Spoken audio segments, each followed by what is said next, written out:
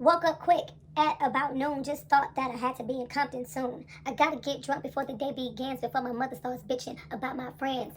Out the door, I damn near went blind. Yeah, niggas at the park throwing up gang signs. Ran in the house, grabbed my clip with the Mac 10 on the side of my hip. Stepped outside, pointed my weapon. Just as I thought, the fools kept stepping. I jumped in the deuce, hit the juice on my ride. It cocked front, back, and side to side.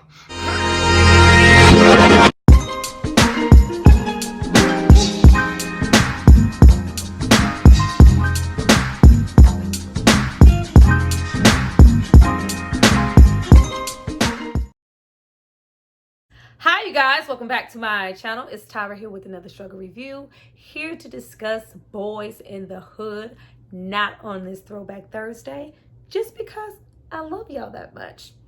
I cannot wait to get into that whole list of movies to celebrate my first year on YouTube. And what better time to get into Boyz in the Hood than Father's Day? We have John Singleton, Cuba Gooding Jr, Nia Long, Chestnut. You could go on and on. This movie spawned so many stars and so many careers and has one of the best depictions of a black father, courtesy of Mr. Furious Styles. Now, before I get into all things Boyz in the Hood and everything that this movie represents it, that it just doesn't get any credit for, I need you guys to drop down and subscribe to my channel and like this video. I'm going to give you guys a moment to do that, and then we're going to come back and discuss all things. Then I let the Alpine play. Bumping new shit by NWA. It was gangsta at the top of the list, so I play my old shit. It went something like this.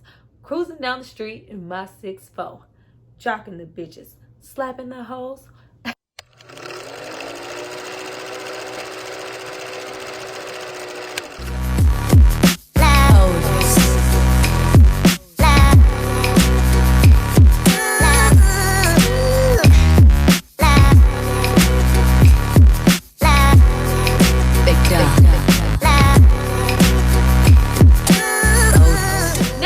Hopefully subscribe to see more of me. Let's get into this movie.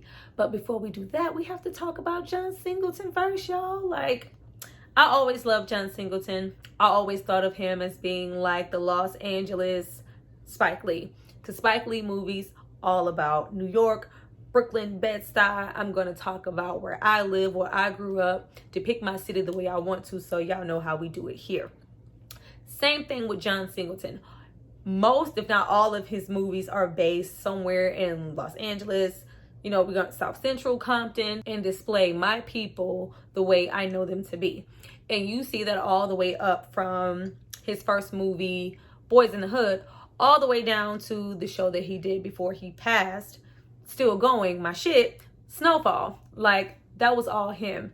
And the depictions were always so authentic. It really made you feel like you knew these characters. These felt like your everyday neighborhood black friends that you know. It made everything feel really personal. Not only the characters, but everything surrounding them. And he used, those Los Angeles, Compton, whatever, streets. And, to play off of it, it was really something to look at. And he will be missed for that, and his work will always be admired. And we're going to still be talking about things like Boyz in the Hood, however many years later after this.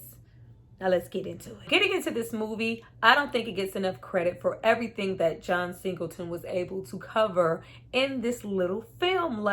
Don't get it twisted. This movie is good. Not only do we manage to discuss, the real, story with this movie is about, our young black men having fathers and what happens when they don't, or what could happen when they don't. We get into things like gang violence, senseless shootings, the impact of drugs. They mention AIDS.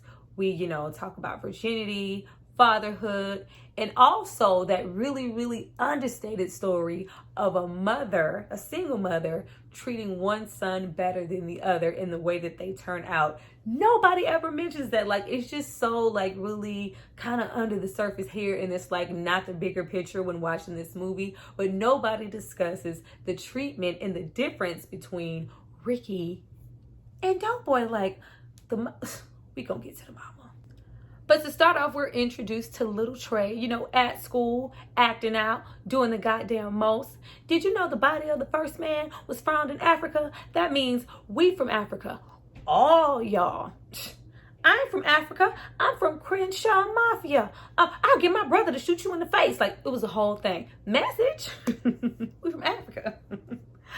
But we get into his mother. I loved his John Singleton already on it. 1991, depicting black single mothers out there getting it how they live. Like, yes, I'm going to school. It's like, oh, you're going to school?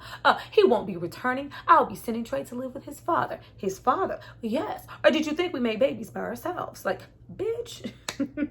But we get into her taking, like, I don't want my son to end up going down the wrong path and, you know, getting into the shit in this neighborhood. Let me take him to live with his father. Played by Laurence Fishburne. What's love got to do?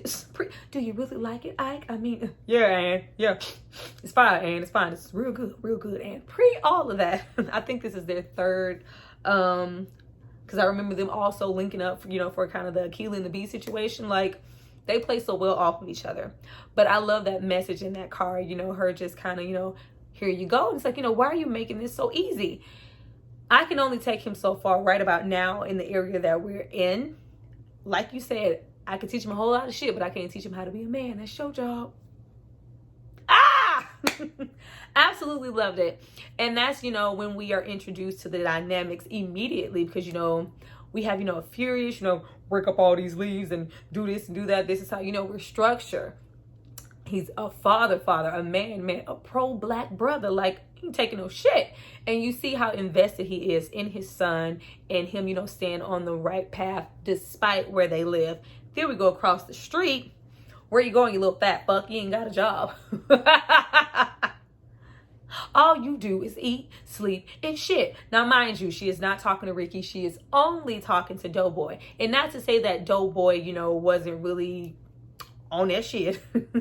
Like, DoughBoy was with it from a very young age, but it didn't help that his mother, you know, made it a point to make separation between them because they both had different daddies. Don't we know some people like that? Like, you liked his daddy more, so you miss. We know who your favorite is. All you do is eat, sleep, and shit. Is that it? I got somewhere to be. What the hell you mean? Is that it? Hell no, it ain't it. It ain't it till I say it's it. She was doing the most. So after we leave, you know, good things like, hey, little man, give the ball. I ain't gonna take it. I got enough money to get me 100 balls. Give me my brother's ball back. You know, when we get home, I'll give you my ball. I never played with it. Man, he ain't gonna want it. His daddy gave him that ball. I'm sorry. I'm sorry, y'all. Come on now.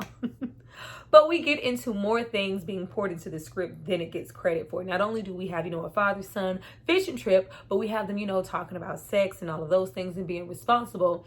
And also another subtle thing that's placed into this movie about, you know, a black man not having no place in a white man's army and that he didn't feel right when he left. Never again. But, you know, when we come back, we see, you know, DoughBoy, they're getting arrested and all those other good things. And it's just like, because, you know, he says the message in the car, like, across the street, they don't have anyone to teach them to do that. And you're going to see how they end up. Like, damn, you had to speak that into existence, Furious? We trying to, Ricky. But you see immediately, even at that young age, there already is, you know, a separation of the way Trey is going to be versus how DoughBoy or even Ricky is going to be. And then they grow up. So after we leave, even more things being placed into this movie, you know, once their house is, somebody's trying to rob them. And he says, you know, did you get him? You should have blew his head off. He's like, no, Trey, that would have just been contributing to killing another brother. And then you have the cop, you know, something wrong, brother. Something wrong, all right. It's just too bad you don't know what it is. Fire.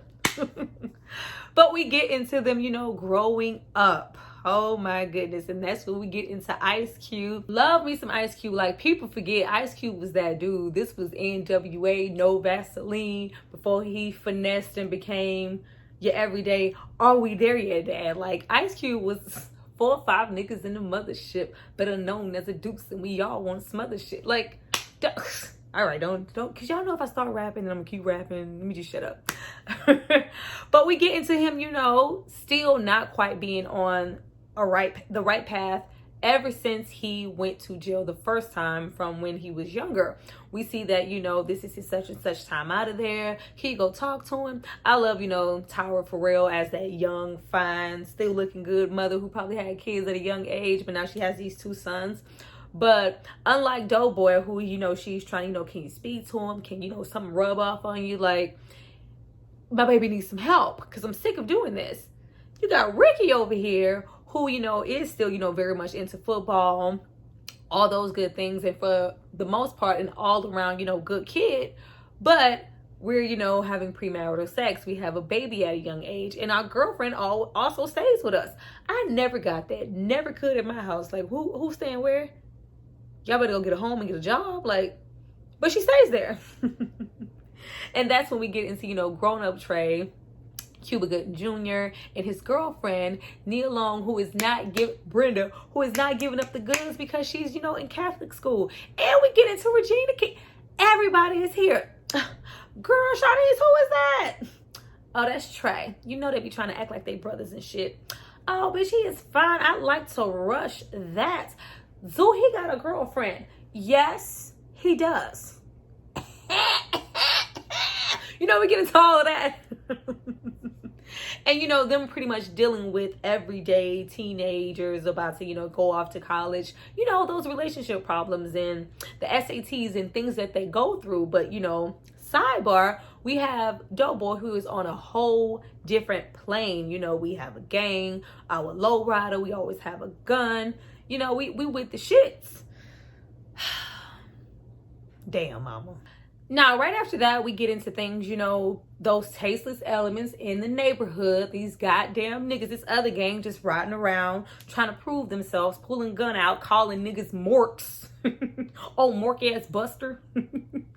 Like, you got that going on. And these people, you know, nothing better to do. People with no direction. Like, I'm just trying to prove myself. All I have is my reputation in this gang. So I'm just riding around just to let you know, nigga, I will shoot you and can shoot you anytime I feel like it. Mark ass nigga. But you also have, you know, those depictions of those drugs. Get the baby out the street. You got some blow, you got some crack, you got some rock. I'll suck your dick. Like, you know.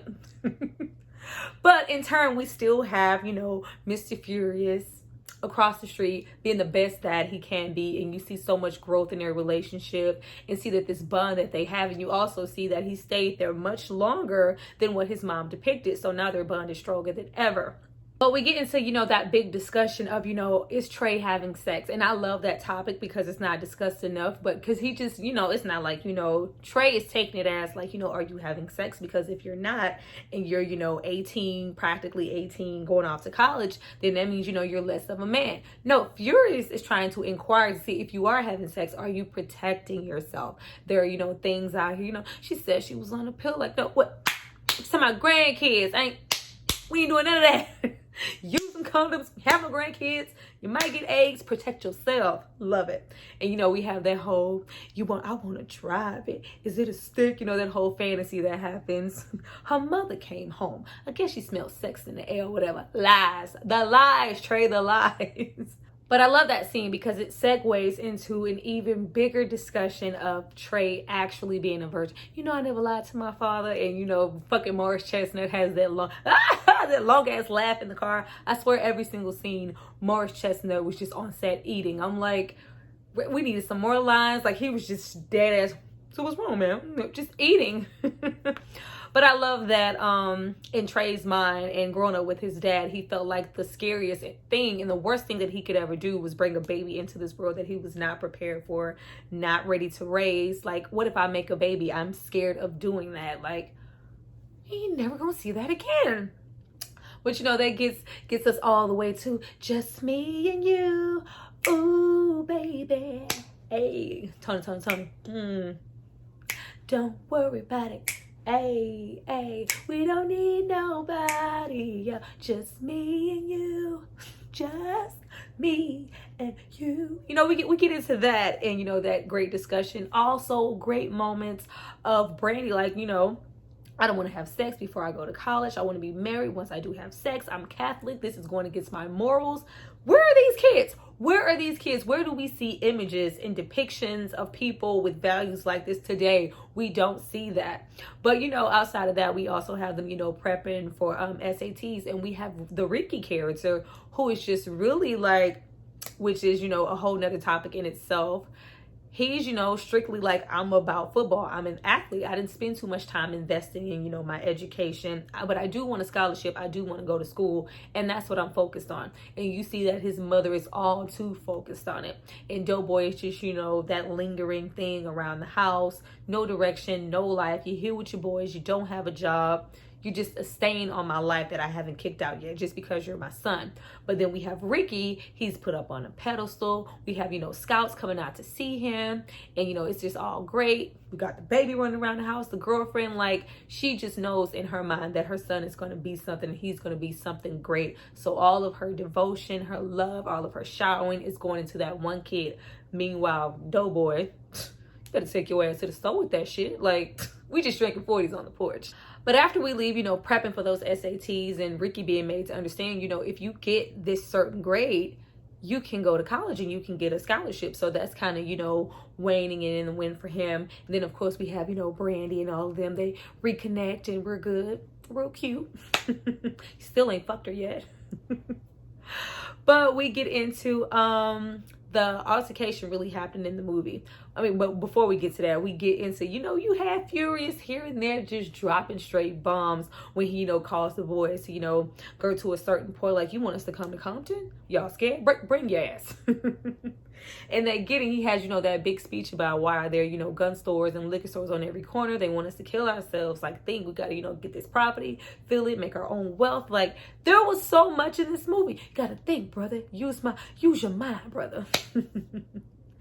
Absolutely great. But after that, we get into, you know, the big altercation in the movie. Now, of course, throughout the movie, we do have that riff, that small riff, like brotherly riff, even though it's like low-key, was really, really heated because DoughBoy recognized more than anybody, like, you treat me like he got babies, in-house pussy. Like, he recognized it immediately, like, I'm being treated differently. But we have that riff, but we get into the real riff, courtesy of, you know, this little block-ass party. And Ricky, he didn't even bump him. Like, the guy bumps him. He's like, you know, it's a problem here. Like, can't we just have one night where there ain't no shooting and nobody gets shot? Shut up, bitch. Like, when I tell you Ice Cube was hard on him, but shut up, bitch. Like, it was a hard, damn, ouch, damn, all right. But you have him, you know, even though he feels whatever about his brother, he's going to stick up for his brother. Ricky's not, you know, about that life. I'm not about that gang shit. But I am, nigga. What's up? What's good? And then we get into, you know, that climax of that same cop stopping them. You see, throughout the, you know, the whole story, you just have, you know, certain things kind of waning on Trey and him really anticipating getting out and going to college and being with Brandy, you know, in position to, you know, Angela Bassett, you know, like, I want you to come home. Like, girl, I'm practically grown. Like, why would I move back with you? You know, you have that whole riff going on. But you see, you know, the pressure of the neighborhood and the community and just that bad atmosphere just being on him. And then when you think you tough. Like, you motherfucker. You get that, we didn't even do nothing. Get that one tear. Like, damn, Trey was having a long day. Then he gets in that house with Brittany. Come on, I'll take it. Like, oh my gosh, look at him. He's just going through a lot. I guess I can give him some now. I should probably, yeah, I could give him some. It's all right. And that's when we, ooh, doom, doom, doom. I'm sorry, y'all, I had to break it down real quick. But, you know, we get into, you know, that milestone of them finally getting it in and their relationship growing. Beautiful moments. And then we wake up the next morning and all the shit hits the fan. But, you know, we get into that morning riff and, you know, Ricky, baby, I need you to go to the store and get me some cornmeal. I'm trying to fry this damn catfish. You know what I'm saying? But you have, you know, the brothers have that riff on the porch, and immediately with them fighting, mom runs out and, you know, hits DoughBoy. Like, get off of him. Why you hit me? Why you hit me? Like, it wasn't just me out here. But you know, you have that immediate separation, and you have them walk into the store. And, you know, I'm getting hot just thinking about it, y'all. Like, you have them, you know, they're going to the store and they're talking. And Ricky just at this point, since he hasn't heard back, you know, about his SATs, he's like, you know, what if I did, you know, if I just went to the army? Like, he's like, once again, you ain't got no place there. Don't go there. And, you know, he's just kind of like, you know, I want to do something with my life. I want to be somebody. I don't want to end up like my brother. But I love this part of the movie because even with all of that going on, it makes it very clear that you don't have to be in a gang and be in that kind of lifestyle to get caught up. Just being in this neighborhood and being amongst certain things is a danger. I'm endangering myself just by bumping someone at a party and I didn't even know it. At which we get, you know, that crusty, rusty ass red car rolling around. And, you know, DoughBoy's already on goal. Like, I know who he's looking for. I know what's going on. And even though that, whatever, that's my fucking brother. Let's go. And, you know, they ride out. You know, he's going, you know, like, okay, they're following. Da-da-da-da-da. We're just going to split up. You go that way and I'm going to go this way. I cannot take it. Every single time, I don't care who you are, however many times you watch this movie, you just want Ricky to make it and outrun that fucking bullet. And that just stands to test of how great this movie is. Because each and every time that Ricky fucking hits. Because he's, you know, walking. I hate that scene. He's like eating, pausing, scratching lottery tickets. And she's like, nigga, go. But he's scratching and going. And Trey is kind of meeting and he sees him. And he, Ricky! Get that slow motion. Whoosh. Whoosh. Boom. Oh, not in the chest. Like, damn. Not in the leg. Like, it just shows you, you know, how small, like, over a bump at a party? You took my life for that? For your bum ass reputation? Like, they made it very clear that this character, this leader of this gang, was much older, hanging around high school kids, just still trying to, you know, relive his glory years and just be, you know, that ignorant ass motherfucker in the community. Like, you took my life over that.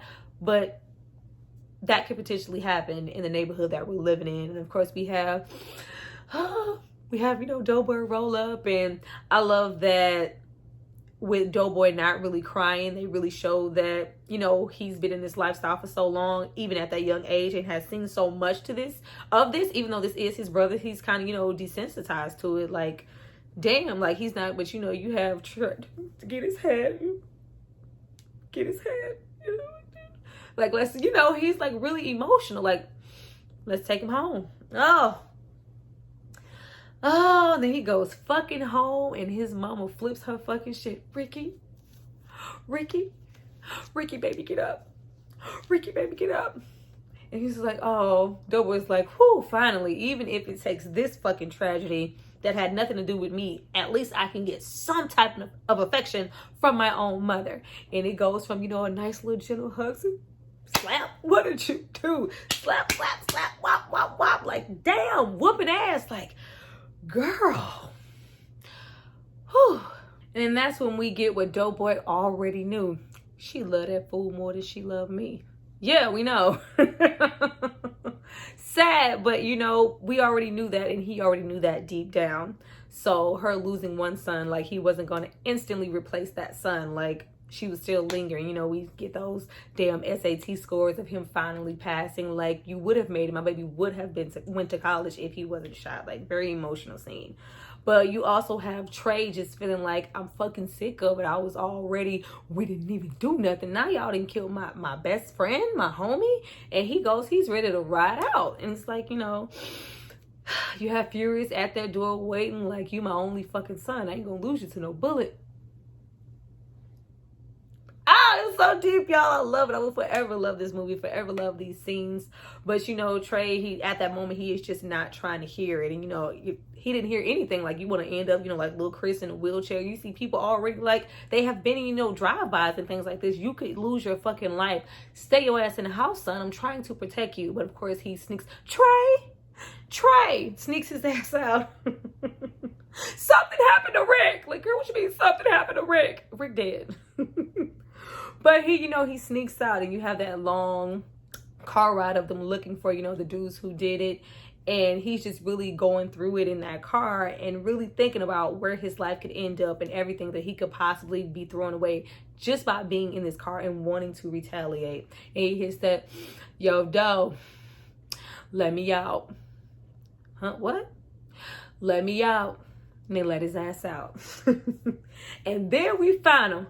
There go them niggas right there. Hit the lights. Hit the lights, nigga. And shoot, just pop, pop, pop, pop, pop, killing everybody outside. You know, that one last one, like, you know, I didn't pull the trigger. Like, no, you didn't pull the trigger, but you facilitated this shit. Turn your punk ass over. Smoke, smoke, smoke, smoke, smoke. No emotion. Hood ass Cube. Absolutely loved it. Ice Cube did a really good job here along with everybody else. But you see, you know, Trey ended up back at home and Furious doesn't know what happened at this point. And it's just, you know, I'll talk to your ass in the morning. Then we have, you know, that infamous scene on the porch. And he said, I know why you got out the car last night, cuz you don't want it to come back and haunt you. Like, yes, this shit will follow you. Those one little seconds, moments in time will follow you and haunt you for the rest of your fucking life. And, you know, either they don't know, don't show, don't care about what's going on in the hood. Like, man. And I love that, you know, that whole, like, you know, we've been through a lot of shit, but I just feel like they punched the wrong clock on Rick. And we had just that whole speech, like, it's just fucking good. It's so many diamonds there, like, all this shit on the news. They ain't have nothing on my brother. Like, nobody fucking cares. Nobody's going to depict us to say, I'm not coming up on Fox. Nobody cares. This happens so often. Who's going to mention it? And, you know, you get that, you know, next time somebody might try to smoke me. Like, oh, don't say that, because as soon as you say that, we gone, dog. And you have him walk off and you get that, you know, that 2 weeks later. And I love that they didn't actually, you know, show that. I think we had enough death in the movie, but we get the message of, you know, 2 damn weeks later, somebody murdered him. Like, so now you buried 2 of your sons.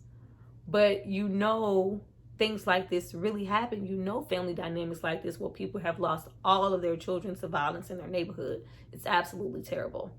Of course, we end with, you know, Trey finally going off to, you know, I think Morehouse. And you have Brandy, you know, going to Spelman. And really, really great ending to a really tragic movie.